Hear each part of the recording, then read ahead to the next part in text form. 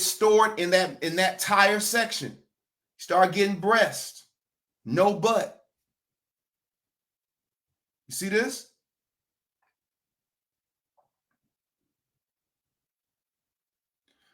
One of the things that each of you who are doing what you're supposed to do have noticed is you have seen significant reductions in your midsection. You see it flattening because you're becoming less insulin resistant and more insulin sensitive.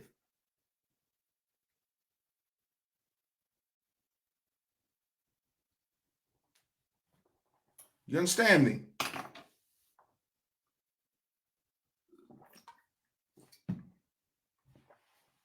You follow me?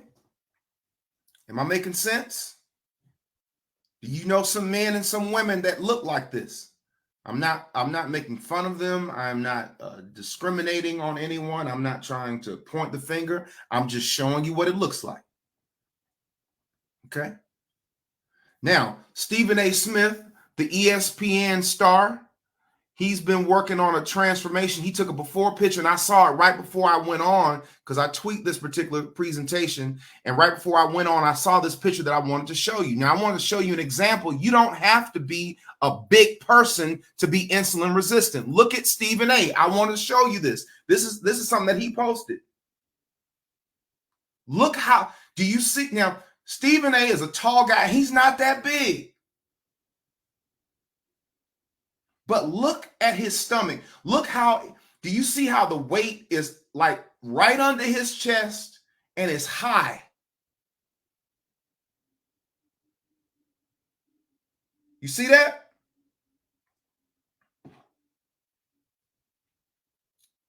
You see how his waist height bulges out as it goes up? That's what that is.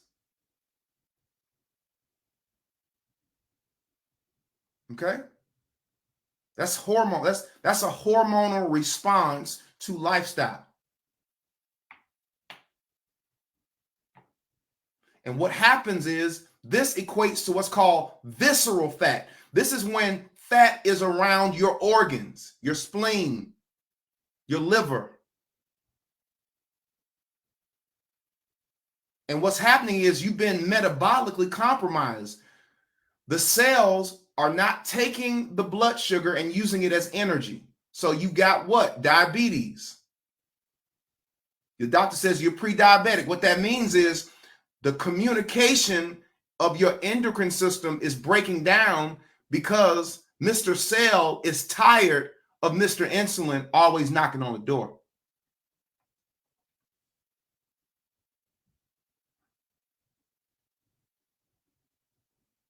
This type of weight is one of the biggest indications of having heart disease because insulin resistance is one of the worst things that you can have to have a long, healthy life. If you follow me, I'm about to completely flip the script. I'm about to throw a curveball, but I need to know if y'all with me. Y'all follow me. Let me know in the comment section if you got me 100%. You right there, lockstep with me. 483 of you all are watching me live. Let me know. Now, I want to share with you something because I'm going to tell you something about how diabetes is treated in the West. See, first of all, when they tell you that you're pre-diabetic, they don't treat you with nothing. They just tell you you're pre-diabetic. In other words, get ready to be on insulin within the next 12 months. Now, I want to share something with you that's called the bodybuilder's paradox, okay? We all see these guys. These are bodybuilders.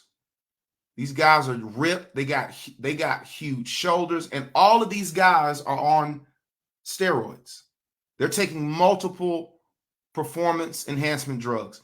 Everybody knows that. You can't compete in the IFBB without being on drugs. It's just how it is. But there's something that happens to bodybuilders when they start taking testosterone. And I'm not being sexual, I'm not being funny. They get small balls, tiny testicles, these M&M looking testicles. And it's called testicular atrophy. When you look on the left, that's a healthy testicle. On the right, one that has been exposed to atrophy. Okay? So you got these big, brawling guys with these M&M testicles. Who wants that? Now, you sitting up here saying, what in the world are you sitting up here talking about testicles? And you just showed me a picture of what insulin resistance looks like. What is the testicle? It is what secretes testosterone. When you inject exogenous hormones, exogenous means from the outside of the body or something that is not made on the inside. So I'm injecting testosterone into my body. The testes, through the brain, senses an increased amount of what? Testosterone in the blood. So it sends messaging to the testes, stop making testosterone. So when these bodybuilders are putting all of these exogenous bioidentical hormones, the testes stop making it on their own because it's sensing high levels of testosterone, and the body is made to keep us at certain, God made us to where we have certain equilibrium and balance throughout the body. So when these bodybuilders are injecting themselves with artificial hormones, the testes recognizes that the hormone levels are increasing, so we don't have to produce anymore, so it shuts it down. A lot of bodybuilders can't have kids because a lot of it can't be reversed. Why are you saying this to me? I'm saying this to you for this reason. When exogenous hormones are injected into the body, it shuts down the organs that produce them naturally. What does testes have anything to do with what you're teaching? When you become a diabetic in the West, what do they put you on? Insulin. How often do you have to take insulin? 3-4 times a day, or however many times your doctor tells you, slow release, quick release. As you are injecting your body with an insulin pen, guess what your pancreas are doing? Shutting down. Now the GLP-1 shots, the glucagon-like peptides, way overly Ozempic, it is not insulin. So I know full well what I'm doing and what I'm talking about. But I'm talking about in terms of insulin, it shuts the pancreas down. You're going to have a type of pancreatic atrophy because this is how hormones work. Any exogenous hormone you put in the body and the body senses that those hormones are rising, whatever produces it naturally shuts it down. What's the point, Dr. Joe? The point is this: Western treatment of diabetes keeps people from healing. That's the point. Your doctor sets the amount of insulin based upon what you're eating. But the more you are injecting yourself with the insulin, your insulin is not going to make it on its own. The only way the insulin is going to be produced is if the pancreas are going to produce it naturally. And the only way to do that is to change your lifestyle, to get yourself off the insulin so the body can do what it was made to do.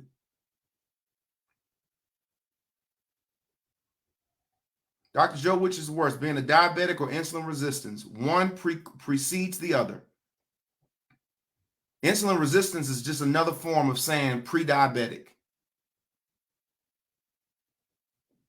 So they hand in hand to me. If I had to pick, I would say being a diabetic is worse because at least pre means I'm not there yet. But like at the end of the day, pre-diabetic and insulin resistance are two peas in a pod.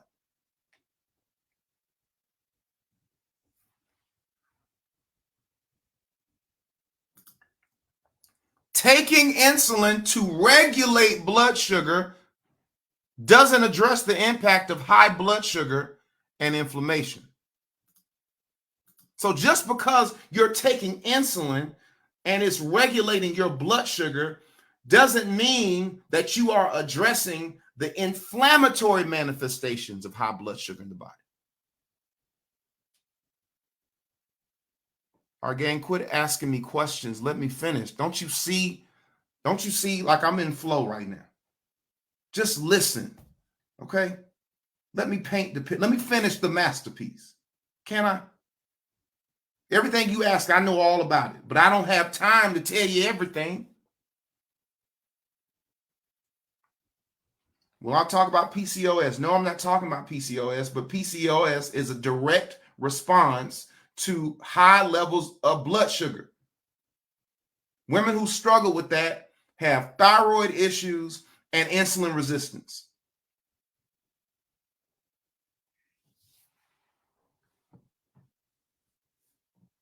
Now, the way Western medicine treats diabetes is by keeping the sugar in the blood. Because the doctors say, okay, well, let's try this amount of insulin. Let's try that amount of insulin. Let's do a slow acting, fast acting until you find your sweet spot. That approach keeps the sugar in the body. But when you keep sugar in the body and when you keep the insulin, the levels of blood sugar in the body that are rising, but they're artificially being suppressed by the insulin, you are still in an inflamed state. And your body is still suffering from the manifestations of elevated blood sugar.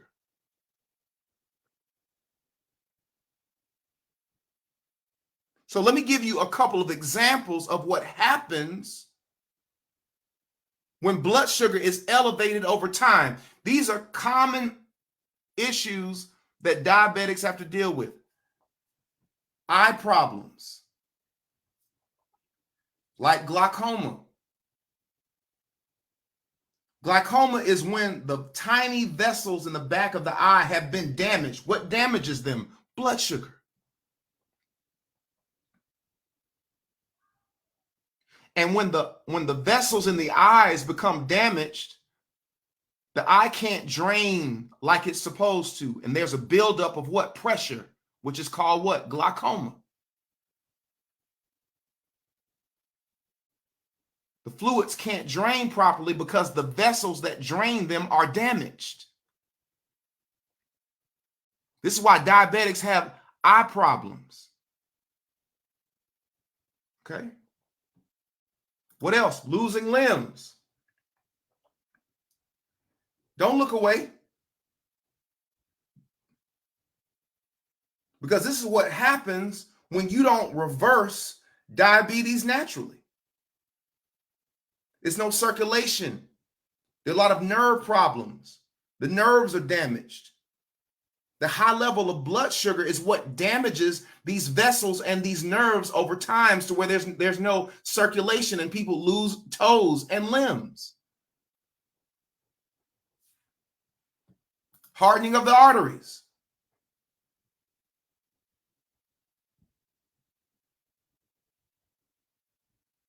All of these are byproducts of elevated blood sugar. It's not cholesterol. It's high cholesterol in the presence of high blood sugar. The cholesterol creates these clots and these plaquing agents on the inside of the endothelium, as I've already taught you, in order to plaster the damaged endothelium as a byproduct of high blood sugar.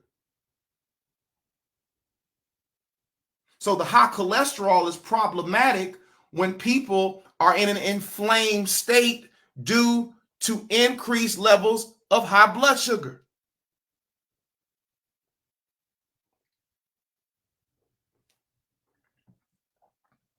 So, Dr. Joe, why is diabetes here to stay? Because it's too much money that's being made. The average out-of-pocket monthly diabetes cost $360 in the United States. That's the average out of pocket.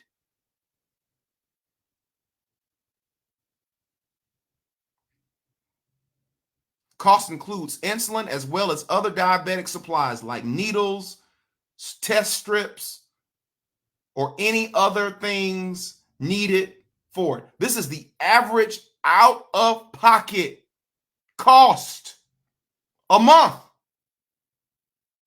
$1 in $7 in the healthcare industry today is used to treat diabetes or some disease that is caused by it. 1 in 7. That's why it's here to stay. The average cost, out-of-pocket cost for a diabetic is $360. Average.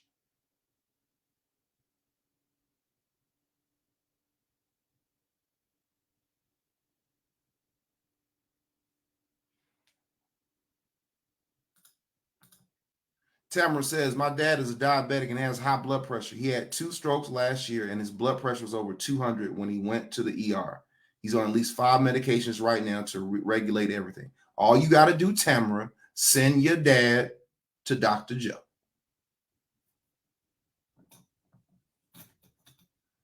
Say, Daddy, he ain't from Nazareth. He from Atlanta. And we'll get him straight. I don't care how old he is. If his mind is right and his heart is right and he wants off of it, send him to me. When I get through with him, Tamara, you may have another little brother or sister. Salute to your daddy. That's real talk. Average $360.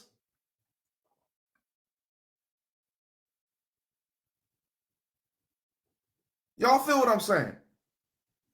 Send him to me.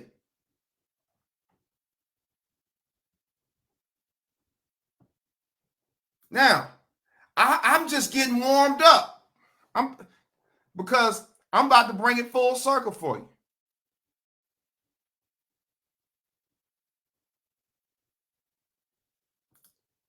How can it be cured? When I say it, what I'm talking about, diabetes, by understanding what it is. You want to cure diabetes, you understand what it is. You understand what's happening on a hormonal level. Everything that I've told you to do is going to make sense today.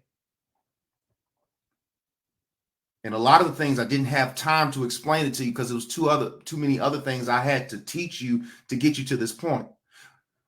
Diabetes can be cured when you understand what it is. I'm going to tell you what diabetes is. How many people have ever sprained an ankle?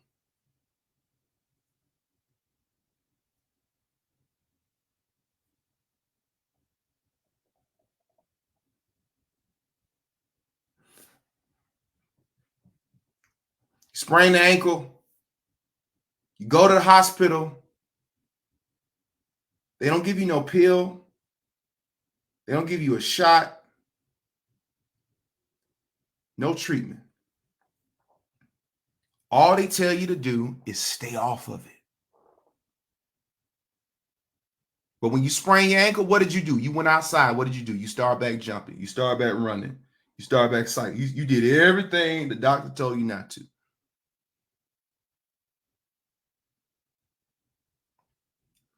Diabetes is nothing more than a sprained pancreas, type 2.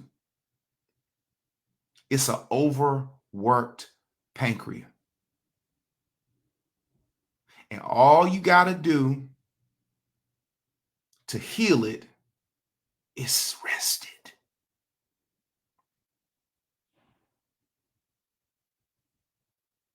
It has to be rested outside of the presence of insulin, which doesn't mean you come off of it, but it means that you change your lifestyle enough to where you don't need the insulin and your doctor starts ratcheting down.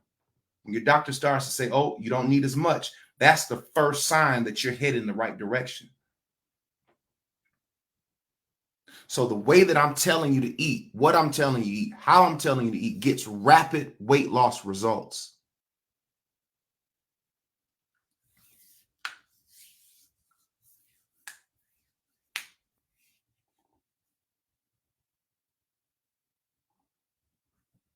Okay? Dr. Jill, my mom is 79 and has dementia. Because I cook all of her meals, she's been eating along with me. She says she feels a lot better than she's ever felt in her life. Her pain is gone. Her allergies are gone. Her waist is snatched. Still dealing with memory loss, but she's in mild stages and can still see a difference.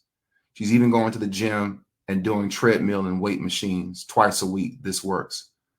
What you're doing for your mom is better than any medication. Keep doing that, Joy. All right, now, diabetes is just a sprained pancreas. So let me show you and tell you systematically how your diabetes is being reversed, why you all are seeing lower numbers, why you're seeing great results. I'm about to give you the game. And keep in mind, I got doctors who call me now and are teaching their patients differently because of how I taught them in the turn-up. I just want to throw that out there. Now, I'm not throwing that out there because I want you to feel a certain way or I need a hand clap, but I'm just letting you know it's the real deal because it works. Number one, how do we reverse it? Number one, gut and butts, avoid overeating. By eating smaller meals, ex-gut and butts, you are providing the body enough energy to be what? Used and not stored. How many calories did Dr. Joe tell you to eat? 400 calories. And you moaned and you ground. Well, I got to eat 400 calories, Dr. Joe. Why I can't have me a platter of food, Dr. Joe? Why you keep on talking about them 400 calories, Dr. Joe? That's what you said.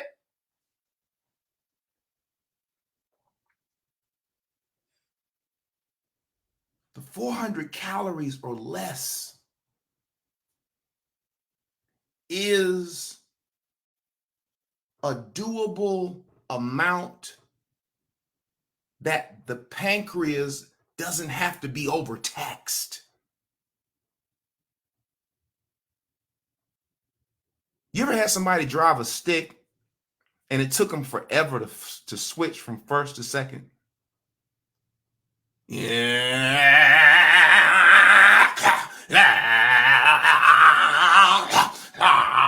They smoking clutches, they going through gas. That's what happens when you eat all the time, when you're always snacking. Why does Dr. Joe say not to snack? This is why. We're keeping the taxation off the pancreas. Because Mr. Cell is tired of seeing Mr. Insulin at the cotton picking door every other second when you gut and butts got to have a snack. So the 400 calories with no snacks gives the pancreas time to go.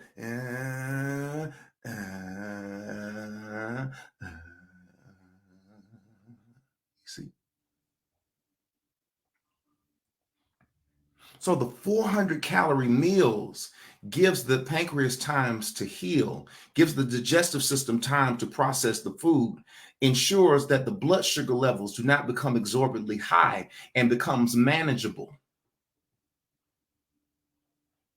So when you're lowering that to where it's not these huge meals, the body is no longer collecting glucose at Mr. Cell's door.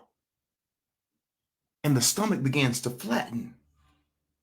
All right. So the first thing we do, we stop overeating. The second thing we do is what? Be active. What did I tell you? You need to work out every day, ultimately. No, if I were a doctor who was treating diabetics, I would put them on what all of y'all are on right now.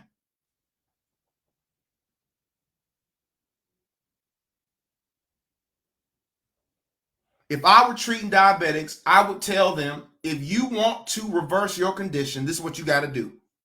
You have to be active. Now, let me tell you why being active is important. Being active daily, when you are active, the body uses glucose in the blood to fuel your muscles. It also makes you more insulin sensitive, which means glucose is not stored. You see, when you're eating all the time and you're sedentary and you're sitting on the couch and you're not working out and you're snacking all day, eating these huge meals, Mr. Insulin's going to Mr. Cell's door, knocking on the door. Mr. Cell says, I'm tired of seeing Mr. Insulin. But when you lower the meals in terms of the amount, you are naturally lowering the glucose in the blood. So that's improving sensitivity. So instead of eating these huge meals twice a day, all of these carbs and cereals, you're eating 400 calories or less. That means that when Mr. Insulin shows up at Mr. Cell's door, he's happy to see Mr. Insulin because he hadn't been there every cotton picking 5 minutes, stuffing his pie hole face. So not only are you lowering the amounts of time that Mr. Insulin is going to Mr. Cell, so he's becoming more receptive, aka insulin sensitive, but when you're working out, Mr. Cell begins to look, saying, is Mr. Insulin showing up? I can't wait for him to come, because there's a demand for energy, because you're walking, because you're jumping, because you're exercising. This is why exercise makes you more insulin sensitive, because Mr. Cell is excited to see Mr. Insulin because he needs to put some energy in the cell. And then when Mr. Insulin shows up, come on in. You don't have to worry about collecting all of this extra energy on the side. Come on in. He's looking forward to it, because not only have you lowered the amount of food, but you increase the demand and the need of energy. So Mr. Cell is happy to see Mr. Insulin. Come on in. Come on in. Yes, I'm so happy to see you.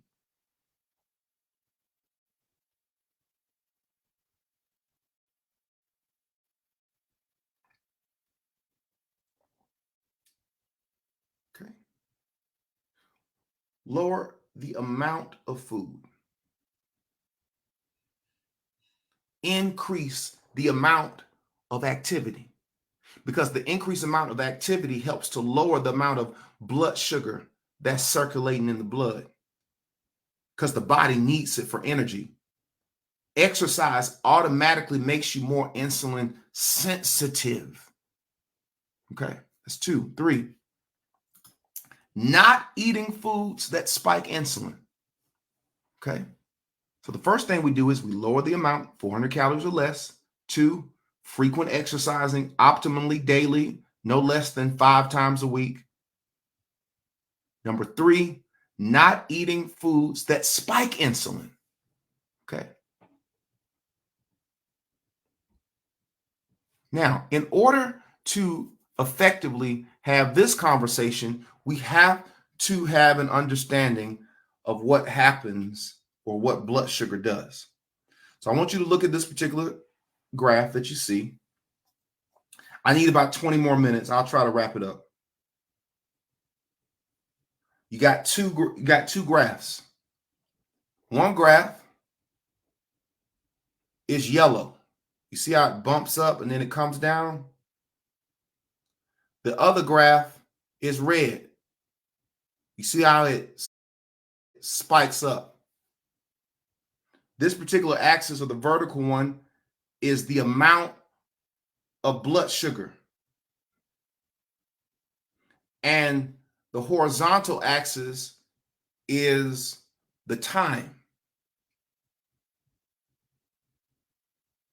High GI or high glycemic index is when you eat something that spikes the insulin. Anything that spikes insulin makes the insulin put out a whole lot at one time. It's a food that taxes the pancreas. That red line is like when you would go over your mama's house or your grandmama's house or your big mama's house for Thanksgiving and you eat the dressing and the corn rolls and the sweet potato souffle and the ham and the mac and cheese and the caramel cake and the pound cake. And about 30 minutes later, you got that itis. And you got to go take a nap because you're sleepy. That sleepiness is that crash. You see how you go up and then you come down? The pancreas has to work so hard. I gotta get all this blood. Oh, look at all this blood. I got to put all this insulin out. This gut butt that ate mac and cheese and that ate cornbread and then ate all kind of Hawaiian rolls, and it's working and it's working and it's working and it's working, and it floods the body with insulin. It spikes it. And then when all that insulin takes and it removes all of that sugar from the blood, you start to crash. No energy. But what you want is the yellow graph. See that? It's a bump.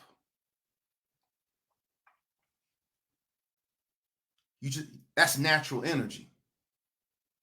The objective is to eat in a way that you never had that spike,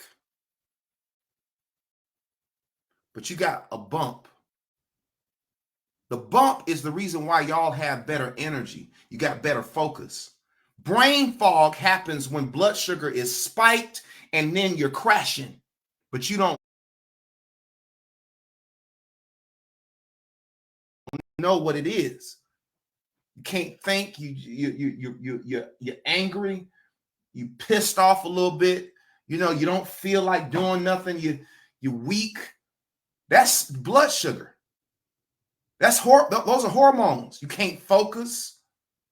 You can't think. You walk in the room, don't know why you walked in it. But in order to truly teach a person what foods spike blood sugar, you gotta study the glycemic index.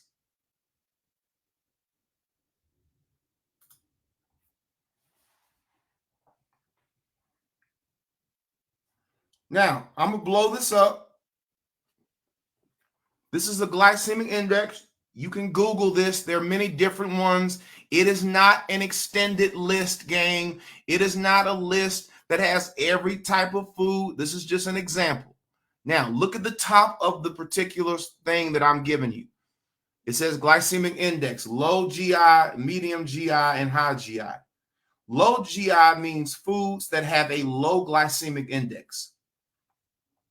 When it says low, it means it's not aggressively impacting the pancreas. It's not going to spike the blood sugar. Medium is 56 to 69, and high GI is 70 or above. Do you all see that? Now, let's look at some of the high glycemic foods. Watermelon, pineapple, mango. Even though banana is 54, but you can see how relatively high it is. What were the fruits that Dr. Joe told you you couldn't eat? Why was I telling you that? Those fruits spike your blood sugar. Those fruits are working against us with not only reversing diabetes, but also lowering weight and stabilizing blood sugar, which is essential for energy and long-term sustained weight loss. That's why. Okay, let's look at it again. Look at beans, 59, 55. Look at bread, 103. White bread, 100. Taco shells, 97. Oatmeal, look at this, 87. I had somebody argue me down. My doctor told me that I'm a diabetic and I need oatmeal. Look at the glycemic index. This is why diabetics don't need oatmeal. Look at it. Look at baked potatoes, 85. Look at muesli, 80. Look at whole wheat bread, 71. This is all high glycemic. You thought wheat bread was healthy. Couscous, 65. White rice, 64. Sweet potatoes, 61. The way you have been taught to eat is designed to not aggravate the pancreas, to help sustain weight loss, to help promote natural energy. Glycemic load and index are the same. If something has a higher glycemic index number, it's going to have a high glycemic load. When I started teaching this, the amount of diabetics that said, I've never heard of the glycemic index. This is the first thing they need to know. The reason why it's not taught is because the drugs is what regulates the blood sugar, but it's not healing the pancreas.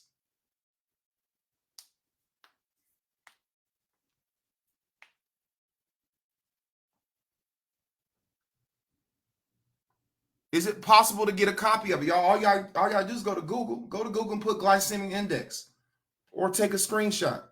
There you go.